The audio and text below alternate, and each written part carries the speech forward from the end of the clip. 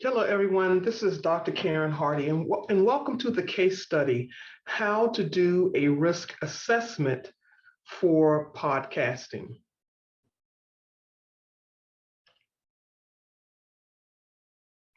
I'm Dr. Karen Hardy, and I wanted to talk to you today about how to do a risk assessment for podcasting, especially if you are a podcaster. So, who am I? Well, I'm known as the Oprah of risk management because I own and produce and host a podcast called Flip This Risk Podcast. And this is a picture of me in my home studio, actually doing a live recording on social media, giving my audience an update about what's new in risk management and how I'm moving forward to help educate people about risk management without it being so intimidating. So I've been around for a long time. I've been in the profession for more than 15 years, and I've worked with some wonderful organizations, including the White House, Executive Office of the President, and I've had the chance to train so many different professionals across different industries. So if you want to keep in touch and connect with me, feel free to follow me on Instagram at these two handles and also on LinkedIn.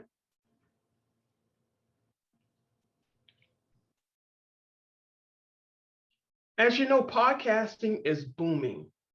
And the recent statistics are showing that over 2 million podcasts exist today, which adds up to over 30 million episodes.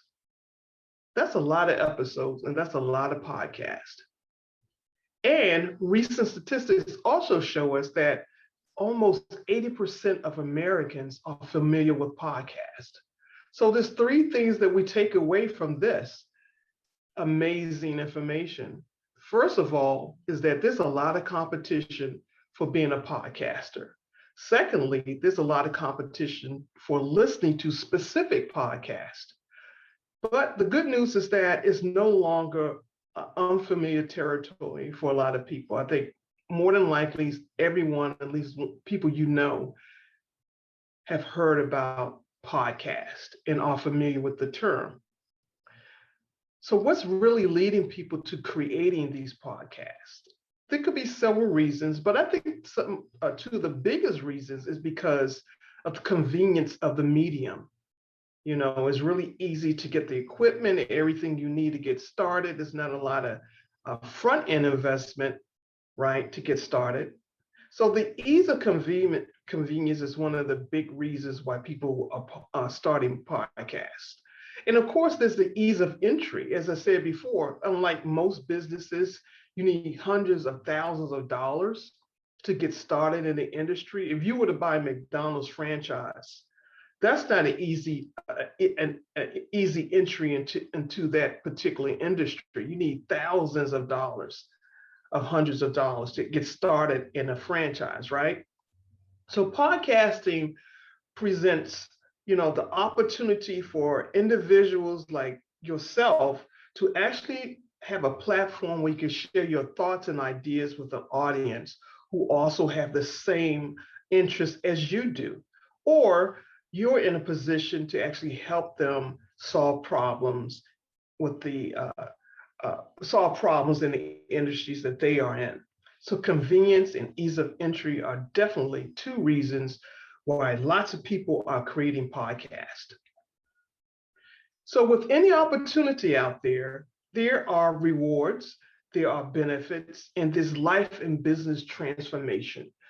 When we get up in the morning, we don't think about the bad things that's going to happen. The first thing on our mind is, what are the opportunities that I can pursue to make my life better, to make my business better, to reward myself in life, and that will benefit me overall.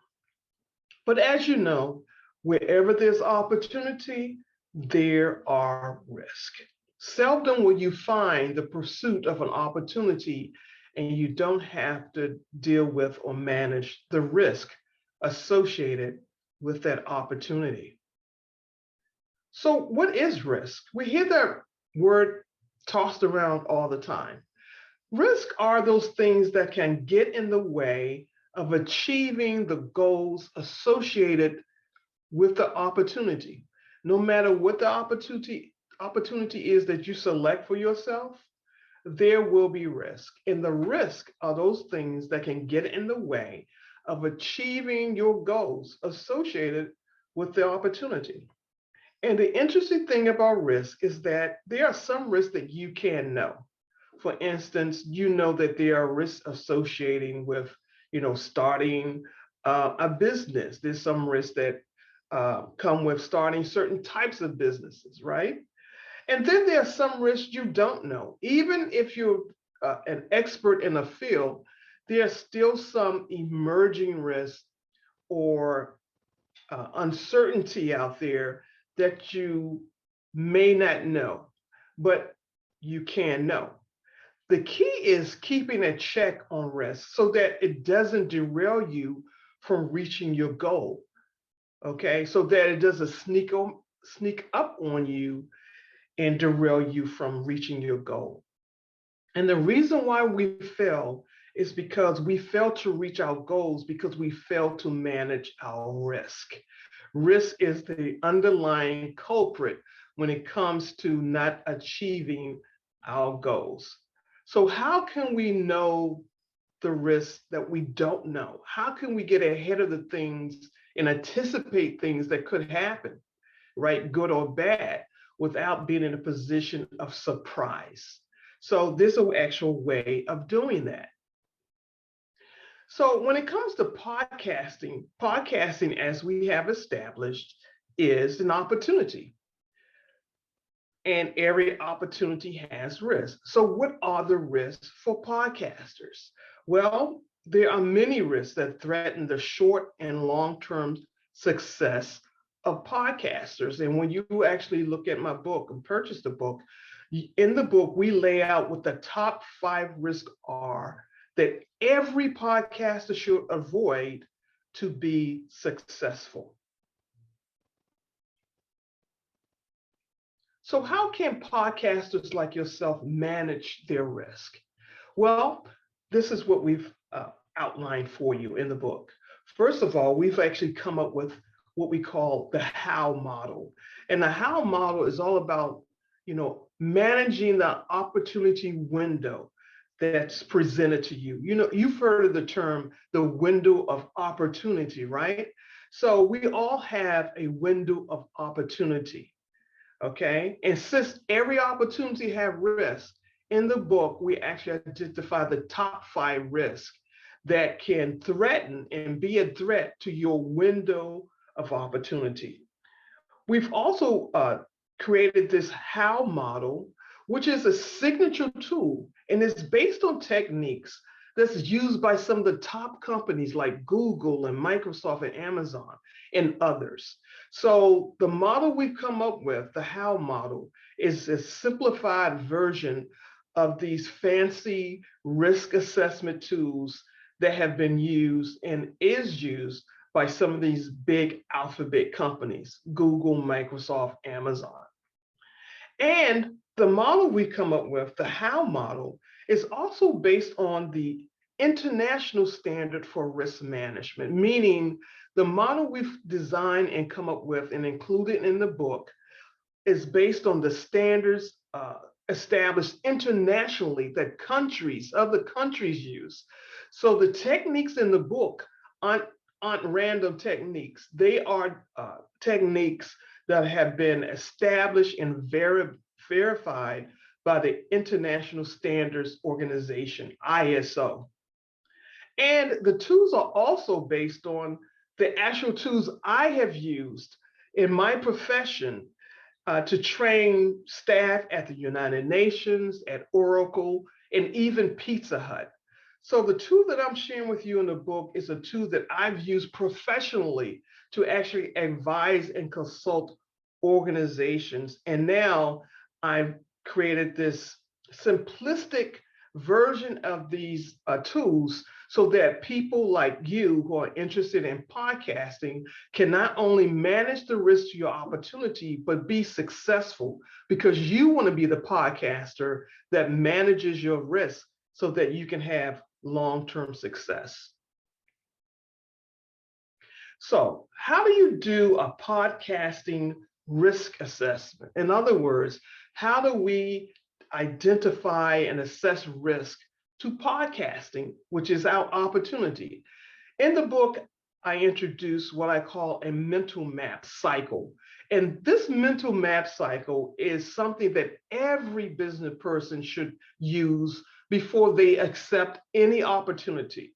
So the rule of thumb here is that if you identify an opportunity before you jump on that opportunity or pursue it, you should go through the mental map first, because that will help you clarify the type of risk that you need to think about to ensure that you are successful.